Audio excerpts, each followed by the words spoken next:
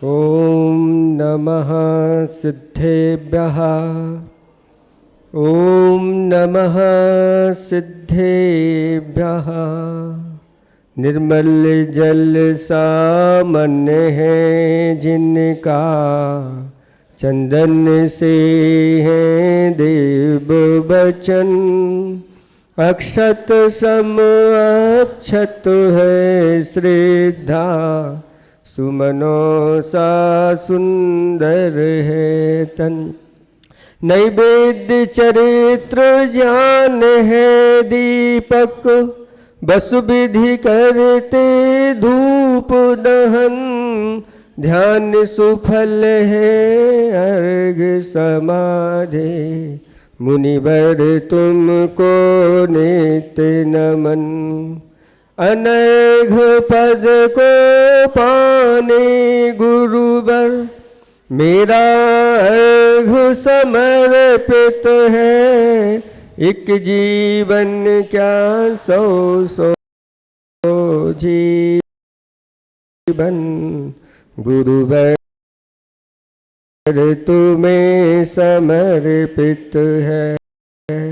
ऋषिवर तुम्हें समर्पित। पंच परमेष्टि भगवान की परम उपकारी परम पूज्य गुरुवर श्री विद्यासागर जी महाराज की, परम पूज्य स्वाट समय सागर जी महाराज की, 3 कम 9 करोड़ मिजाजों की, पूज्य मुनि श्री 108 विमल सागर जी मुनि महाराज की, समस्त मुनि संघ की। धर्म स्नेही भव्यात्मा हो, जन्म तो सभी का होता है, लेकिन हमारे आचार्य भगवंतों ने कहा कि जन्म होने के बाद अगर हमारे अंदर धर्म के संस्कार जागृत हो गए तो वह हमारा वास्तविक जन्म इस संसार में हो गया। और अगर ये संस्कार नहीं हुए, इसलिए मनुष्य को 2 जन्म कहा। एक जन्म तो माँ से होता है और दूसरा जन्म गुरुओं के संस्कार के माध्यम से होता है। गुरुदेव ने भी हमारे ऊपर महती कृपा की और हम लोगों के लिए ऐसे दीक्षा के संस्कार दिए, 28 मूल गुणों को दिया। ऐसे गुरुओं का उपकार कभी चुका नहीं सकते। आप लोगों को पहले ही बताया था कि गुरु जिसके ऊपर प्रसन्न हो जाते हैं, अगर बनिया प्रसन्न हो जाए तो क्या होता है? बनिया प्रसन्नम कौड़ी छदानम, राजा प्रसन्नम गज भूमि दानम और गुरु प्रसन्नम मुक्ति प्रदानम। गुरु जिसके ऊपर प्रसन्न हो जाते हैं, निश्चित मानिएगा उसको मुक्ति। एक अभी बताया महाराज ने कि एक स्यार के ऊपर प्रसन्न हो गए और उस स्यार को उपदेश दिया और उस स्यार ने चारों प्रकार के अन्न जल का त्याग कर दिया। रात में कुछ भी ग्रहण नहीं करता, यहाँ तक कि दिन में भी अंधेरा था उसने जल ग्रहण नहीं किया। मर गया लेकिन उसने प्रण नहीं छोड़ा, अपने नियम को दृढ़ रहा। कहा है कि भगवान का दिया हुआ अल्प नहीं होता और जो बीच में टूटे वह संकल्प नहीं होता। संकल्प से क्यों डरते हो बंधुओं? संकल्प के बिना कभी जीवन का कायाकल्प नहीं होता। ये संकल्प उसने लिया और अगले ही भाव में वह परमात्म दशा को प्राप्त हो गया, सिद्ध दशा को प्राप्त हो गया। कौन? स्यार। वो पढ़ा लिखा नहीं था और आप सब लोग पढ़े लिखे हैं, आप लोग सब होशियार हैं। वो स्यार था और आप लोग होशियार हैं। और आप लोग अपनी बुद्धि लगा लेते हैं कि कितने बजे आदि आदि, इतने बजे से इतने बजे, इतना और इतना गुणा भाग। उसने कुछ भी नहीं लगाया, सिर्फ गुरुओं को समर्पित हो गया। जिस दिन ऐसी समर्पणता आपके अंदर आ गई, उस दिन समझ लेना आपका संसार बहुत कम बचेगा। चुल्लू भर बचेगा और बहुत जल्दी आपको मुक्ति की प्राप्ति हो जाएगी। नाम के जैन होते हैं, एक स्थापना के जैन होते हैं, एक द्रव्य के जैन होते हैं और एक भाव के जैन हैं। छोटों का संस्कार तो हो गया, बड़े भी सोच रहे हैं हमारा कब संस्कार होगा। अगर बड़े भी अपनी भावना रखेंगे तो उनका भी संस्कार एक दिन ऐसे ही बैठा करके बड़े पंडाल से सबके संस्कार हो सकते हैं।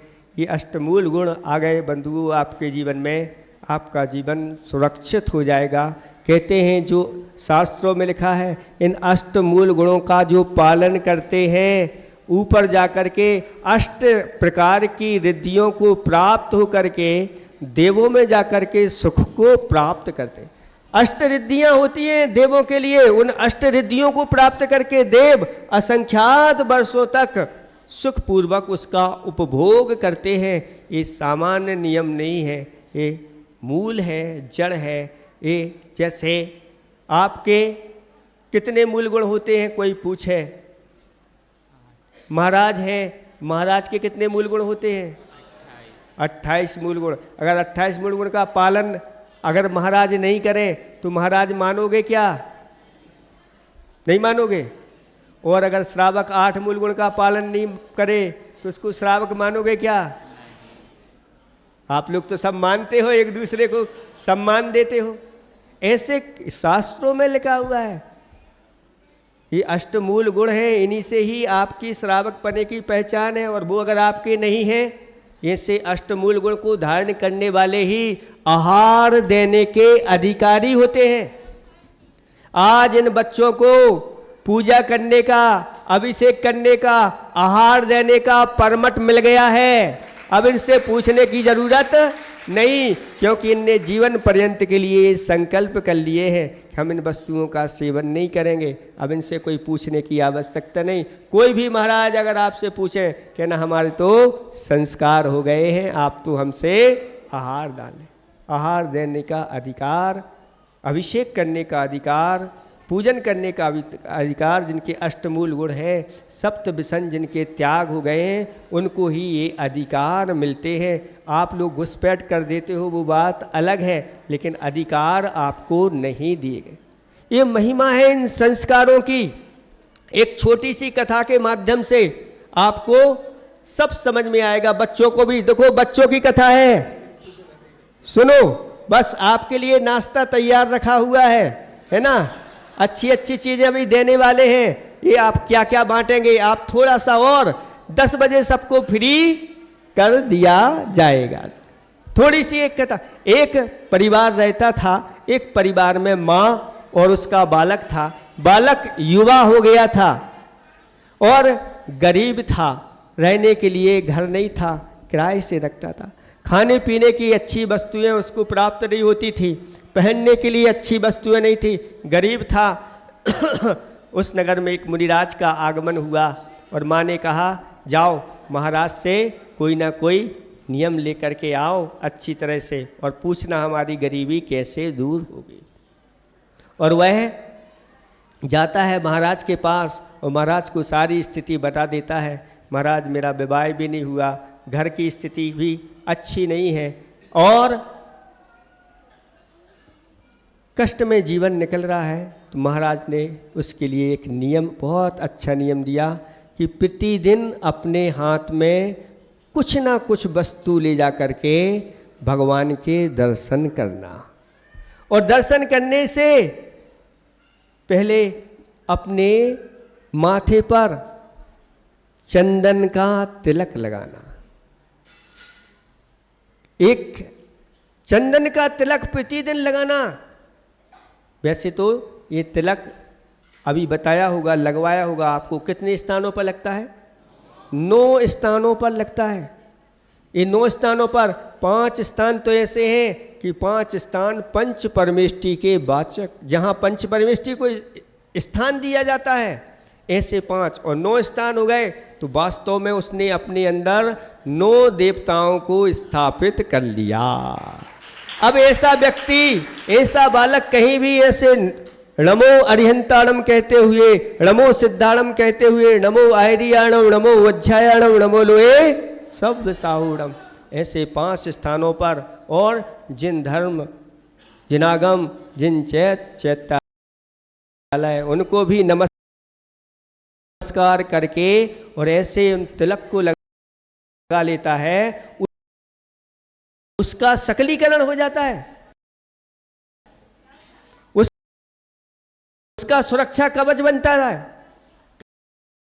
कहीं भी जाए तो उसकी सुरक्षा हो जाती है। इन मंत्र को पढ़ करके जो तिलक लगाता है, तो जाकर तिलक लगाना और प्रतिदिन दर्शन करना, भगवान के अच्छी तरह से द्रव्य चढ़ा करके, कोई भी वस्तु चढ़ा करके दर्शन करना। वह बालक प्रतिदिन ऐसा ही करने लगा। बहुत दिन हो गए लेकिन कुछ प्रभाव दिखा नहीं, और उदास होकर के फिर महाराज के पास गया। महाराज से कहा, महाराज आपने नियम दिया था, मैं अच्छी तरह से पालन कर रहा हूँ, लेकिन अभी तक कुछ उसका फल दिखाई नहीं दे रहा है।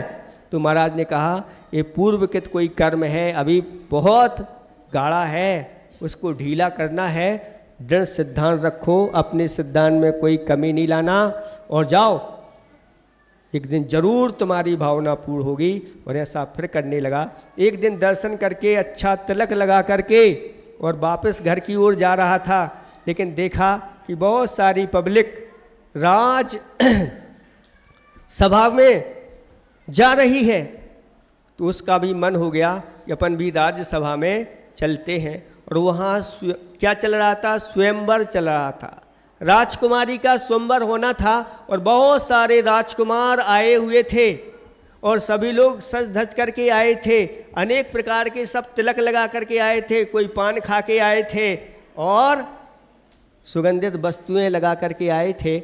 और वह राजकुमारी माला लेकर के वह घूम रही है, और एक चक्कर लगाया, 2 चक्कर लगाए, 3 चक्कर लगाए, लेकिन किसी के में माला नहीं डाली। अब जब वहाँ किसी पर माला नहीं डाली, तो अंतिम नंबर आम सभा में से चुनने का आता है कि राजकुमारी आम सभा में जाकर के चुन सकती है। और जहाँ आम सभा थी, लोग खड़े हुए थे, वहीं पर यह बालक अच्छा तिलक लगाए हुए खड़ा हुआ था। और वह राजकुमारी गई और उस बालक को देख करके उसके गले में वरमाला डाल दी। तालियां बज गई, लेकिन तालियां तो बजी, लेकिन राजकुमार जो आए थे उनको तो खुशी, ये क्या हुआ, हम लोगों के गले में माला नहीं डाली और इस सामान्य व्यक्ति के गले में माला डाल दी। पिताजी, ऐसा तुमने सबको क्यों नहीं चुना, इसको ही क्यों चुना? तो वह कहती है, पिताजी, मैं जब वहाँ से अपने स्थान से उठी थी और नमोकार मंत्र पढ़ के यही संकल्प किया था कि जो युवा जिनेंद्र भगवान के दर्शन करके और जिसके माथे पर चंदन का तिलक लगा होगा, मैं उसी का वरण करूंगी। और सारे राजकुमार अनेक प्रकार के तिलक लगाए हुए थे, कोई नीला, कोई पीला, कोई लाल, कोई रत्नों का, अनेक प्रकार के तिलक लगा करके लोग आए थे। लेकिन चंदन का तिलक जो मंदिर से लगा करके आते हैं, वो एक ही युवा था।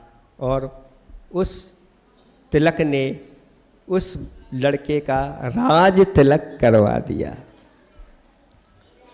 वह कहती है, पिताजी, मेरा कोई भाई नहीं है, धन दौलत की मेरे पास कोई कमी नहीं है, लेकिन ये बालक, ये युवा जिसके गले में मैंने वरमाला डाली है, चंदन लगा करके आया है, इसका अर्थ है ये धर्मात्मा है, इसका अर्थ है ये संतोषी है। और धर्मात्मा और जो संतोषी होते हैं वही अपने घर वालों की, बड़ों जनों की सेवा कर सकते हैं, ऐसा ये व्यक्ति है, इसलिए मैंने ये माला डाल दी। तो ये नियम का फल है, ये संस्कारों का फल है। इसलिए ये संस्कार अपने जीवन में बहुत उत्थान के लिए कारण बनते हैं। समय आपका होने वाला है, आकुलताएं आप लोगों को होने लगी हैं। हम इतना ही पर्याप्त समझते हैं। आप लोग इन नियमों को बहुत अच्छी तरह से पालन करना और पालन करवाना। नाम के जैन वो कहलाते हैं, जो जैन कुल में तो जन्म हो गया वो नाम के जैन कहलाते हैं, लेकिन स्थापना के जैन कौन कहलाते हैं? नाम के जैन जिनका कोई भी नियम नहीं है अपने जीवन में, वो नाम के जैन हैं। लेकिन स्थापना के जैन वो कहलाते हैं जिनके अंदर अष्टमूल गुण की संस्कार हो गए, ये स्थापना से जैन हो गए। और द्रव्य से जैन वो कहलाते हैं जिनके पास अभी सम्यक दर्शन नहीं है, आगे सम्यक दर्शन प्राप्त करेंगे, या पीछे किन्हीं ने सम्यक दर्शन प्राप्त किया छूट गया, वो द्रव्य से जैन है। लेकिन भाव से वो जैन कहलाते हैं जिनके अंदर सम्यक दर्शन की प्राप्ति हो गई, वो भाव से भी जैन है। और अष्टमूल गुण के जिनके संस्कार हो गए वो स्थापना से जैन है। बड़ों लोगों से भी हमारा कहना है जल्दी से जल्दी अपने मन बना लो, और आप लोग भी ऐसे ही संस्कार अपने करा लो, बहुत आनंद की उपलब्धि होगी, बहुत आनंद आएगा। कई जगह तो हमने बच्चों के संस्कार से पहले बड़ों के संस्कार किए हैं। इन अष्टमूल गुणों को सभी को धारण करना है, खुमलासा में कोई रह नहीं जाए जो इन अष्टमूल गुणों को धारण नहीं करे। आप लोग मन बना लेना, अभी समय है, कम से कम पर्युषण पर्व तक तो ये आप लोग तैयार हो जाना। अहिंसा परमो धर्म की सभी को हमारा आशीर्वाद है। सुनो